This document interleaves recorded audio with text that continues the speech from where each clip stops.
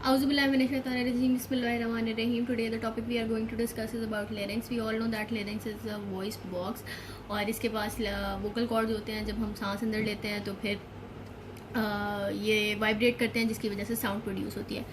Sound production जो होती है वो हमारे पास दुनिया में जितने भी एनिमल्स हैं उनको अल्लाह ताला ने जो क्वालिटी दी है कि वो साउंड को प्रोड्यूस कर सकते हैं, लेकिन अल्लाह ताला ने सिर्फ इंसान को ये ब्लेसिंग दी है कि वो बोल सकता है, स्पीक की जिसे हम कहते हैं. तो we should take care of it.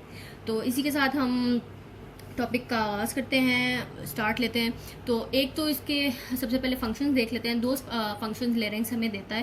पहला तो हमने डिस्कस कर लिया कि वो वॉइस को प्रोड्यूस करवाता है. दूसरा ये है कि वो एज ए स्फिंक्टर काम करता है. जब भी हम कोई खाना खाते हैं या कुछ भी स्वॉलो करने लगते हैं तो बेसिकली लेरिंग्स क्या करता है, एक तो उसके पास एपिग्लॉटिस होती है जो एक फ्लैप लाइक स्ट्रक्चर होता है जो इसकी ओपनिंग के ऊपर होता है. इसकी ओपनिंग को हम एपिग्लॉटिस कहते हैं, इसकी ओपनिंग को हम ग्लॉटिस कहते हैं, जिसके ऊपर फ्लैप लाइक स्ट्रक्चर होता है जो एक साइड से अटैच्ड होता है लेरिंग्स के साथ और दूसरी साइड इसकी ओपन होती है. तो जब हम स्वॉलो करने लगते हैं तो वो स्लैंट लाइक स्ट्रक्चर में बन जाता है जिसकी वजह से खाना सारा एपिग्लॉटिस में जाता है और हमारे एयरवे में नहीं जाता. अब इसकी स्ट्रक्चर को देख लें कि इसकी लोकेशन देख लें कि कहाँ प्रेजेंट है. इसका स्ट्रक्चर देख लें ये कहाँ प्रेजेंट है. तो ये हमारे पास टंग और हाइड बोन के नीचे प्रेजेंट होता है, ग्रेट वेसल्स के दरमियान में प्रेजेंट होता है और C4 और C6 जो सर्वाइकल वर्टेब्रास है ना उनके सामने प्रेजेंट होता है, इनके लेवल पे प्रेजेंट होता है. ठीक है. इसके ऊपर अगर हम लेरिंग्स में हैं तो अगर हम इससे ऊपर जाना चाहें तो हम इससे ऊपर फेरिंग्स में ओपन होंगे. फेरिंग्स के हमें पता है डिफरेंट रीजन्स हैं और इससे ऊपर जो रीजन लेरिंग्स का पड़ा हुआ है that is known as laryngopharynx. नीचे इससे अब अगर आ जाए हम तो हम ट्रेकिया में ओपन होते हैं और इसके सामने इंफ्राहाइड्स ट्रेपीजियस मसल पड़ा होता है और इसकी साइड्स पे थायरॉइड ग्लैंड पड़ा हुआ होता है. अब इसके बेसिक स्ट्रक्चर पे आ जाए तो ये स्ट्रक्चर जो होता है that is totally made up of cartilages. 9 total cartilages in number होते हैं. 9 कार्टिलेजेस हैं जिनमें से 3 पेयर्ड हैं और 3 अनपेयर्ड हैं. जो अनपेयर्ड होते हैं ना ये बेसिक हमारे पास रोल प्ले करते हैं in the formation of the whole structure of the larynx. और जो ये 3 पेयर्ड कार्टिलेजेस हैं ना ये बेसिकली हमें एंटीरियर साइड से तो नहीं नज़र आते, ये भी मैं आपको बाद में डायग्राम में दिखाती हूँ. ये हमें एंटीरियर साइड से तो नहीं नज़र आते, लेकिन जब हम पोस्टीरियर व्यू देखते हैं ना तब हमें ये वाले तीनों कार्टिलेजेस जो हैं वो सामने नज़र आएंगे. अब बेसिक जो हैं वो थायरॉइड कार्टिलेज है, क्रीकोइड कार्टिलेज है और एपिग्लॉटिस है. ये बेसिकली साइज़ में हमारे पास बड़े होते हैं और जो 3 पेयर्ड हैं उनमें एरिटेनॉइड आ जाता है, कॉर्निकुलेट आ जाता है और क्यूनिफॉर्म आ जाता है. ये साइज़ में बहुत छोटे होते हैं और ये एक के ऊपर एक अटैच होते हैं. ठीक है. अब मैं आगे आपको जो है वो इनकी डायग्राम से सारा कुछ दिखा देती हूँ. अब सबसे पहले डायग्राम में हम इसके जो अनपेयर्ड कार्टिलेजेस हैं ना उनको देख लेते हैं. सामने हमेशा हमें अनपेयर्ड वाले कार्टिलेजेस नज़र आएंगे. सबसे बड़ा जो कार्टिलेज है that is the thyroid cartilage. उससे नीचे हमारे पास क्रीकोइड कार्टिलेज पड़ा हुआ होता है और ये आपस में जब ज्वाइन हुए हुए होते हैं ना और ये हमारे पास हायोइड बोन है. हायोइड बोन से नीचे थायरॉइड कार्टिलेज है और थायरॉइड कार्टिलेज से नीचे क्रीकोइड कार्टिलेज है और इससे ये हमारे पास एपिग्लॉटिस पड़ा हुआ है. ठीक है. मतलब हम अगर लेरिंग्स को सामने से एज अ होल देखें तो हमें ये जो इसके अनपेयर्ड कार्टिलेजेस है ना वो बेसिकली सामने नज़र आते हैं और ये आपस में ज्वाइन जो होते हैं ना वो मेम्ब्रेन्स और लिगामेंट्स के थ्रू हुए होते हैं. अब दूसरी डायग्राम में मैं आपको दिखा देती हूँ कि ये किस तरह से बाकी इसके कार्टिलेजेस हैं. अब इस डायग्राम में देखें, इसमें हमारे पास लाइन वाइज जो है ना वो सारे कार्टिलेजेस प्रेजेंट हैं. सबसे ऊपर हमारे पास एपिग्लॉटिस होता है, उसके बाद फिर थायरॉइड कार्टिलेज होता है, उसके नीचे हमारे पास फिर एरिटेनॉइड कार्टिलेज होता है जिसके ऊपर कॉर्निकुलेट कार्टिलेज होता है. कॉर्निकुलेट के ऊपर जो है ना वो क्यूनिफॉर्म कार्टिलेज प्रेजेंट होता है और सबसे नीचे हमारे पास क्रीकोइड कार्टिलेज होता है और ये सारे जब मिलते हैं ना ये एक दूसरे के ऊपर आर्टिकुलेट करते हैं तब हमारे पास लेरिक्स बन जाता है.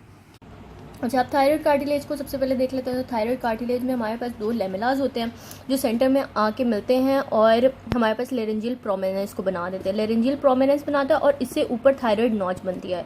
ठीक है. और इस लेरेंजियल प्रोमिनेंस का दूसरा नाम है एडम्स एप्पल. फर्दरमोर हमारे पास ये 2 हॉर्न्स देता है, एक सुपीरियर हॉर्न होता है और एक इन्फीरियर हॉर्न होता है. हॉर्न का दूसरा नाम कॉर्नुआ भी है.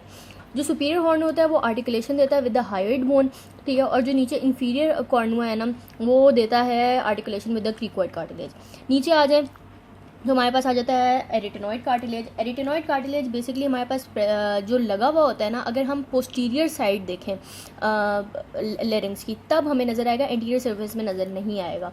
जो अब देखें ये क्रिकोइड कार्टिलेज है ना, क्रिकोइड कार्टिलेज का जो लेमेला है ना, इसके ऊपर ये दोनों दो हमारे पास एक पेयर्ड फॉर्म में जो है वो रेटिनॉइड कार्टिलेज अटैच होते हैं। ये बेसिकली हमारे पास पिरामिडल शेप होती हैं, इनकी एपेक्स ऊपर होती है, बेस नीचे होती है, और ये इनका जो हेड होता है ना वो थोड़ा सा पोस्टोमीडियली जो होता है ना वो टर्न होता है ताकि अटैचमेंट दे सके बाकी ये क्यूनिफॉर्म और कॉर्निकुलेट कार्टिलेज को, ठीक है।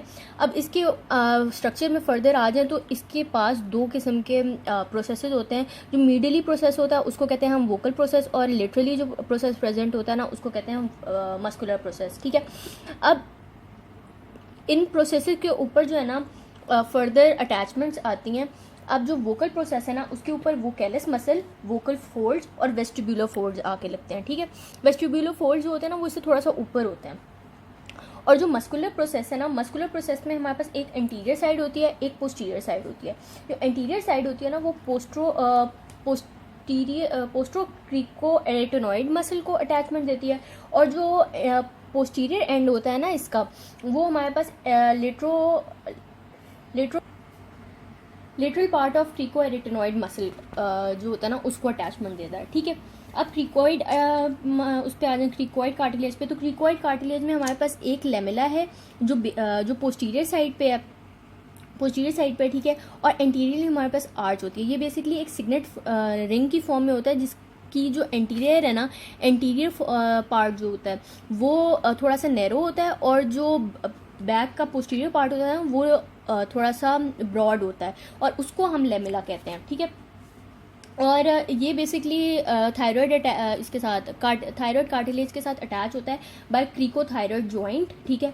इसका जो एंटीरियर पार्ट होता है ना वो देता है अटैचमेंट टू द थायरोक्रिकोइड मसल को, जो यहाँ से निकलता है, ठीक है, इसके अपर पार्ट से, और lower part of the thyroid cartilage के साथ आके अटैच होता है।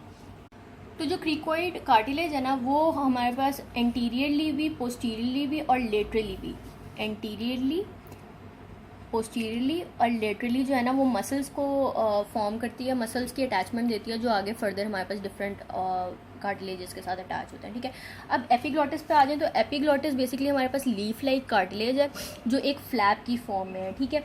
एक साइड इसकी अटैच होती है और एक ये वाली साइड इसकी अटैच होती है और ये वाली साइड इसकी अटैच नहीं होती, ठीक है, और ओपनिंग और क्लोजिंग का काम देता है। और ये जो इसकी साइड होती है ना ये थायरो एपिग्लॉटिक लिगामेंट के साथ जो होती है ना वो अटैच होती है, ठीक है।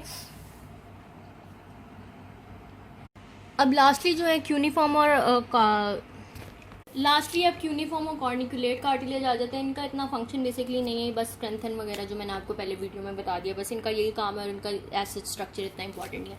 बाकी सबका स्ट्रक्चर याद करना इंपॉर्टेंट है क्योंकि ये आ जाते होते हैं पेपर में और इम्पॉर्टेंट भी है, ठीक है। अब बाकी इसका वोकल कॉर्ड्स वगैरह जो रह गई हैं वो फिर आपको नेक्स्ट वीडियो में बता दी जाएंगी।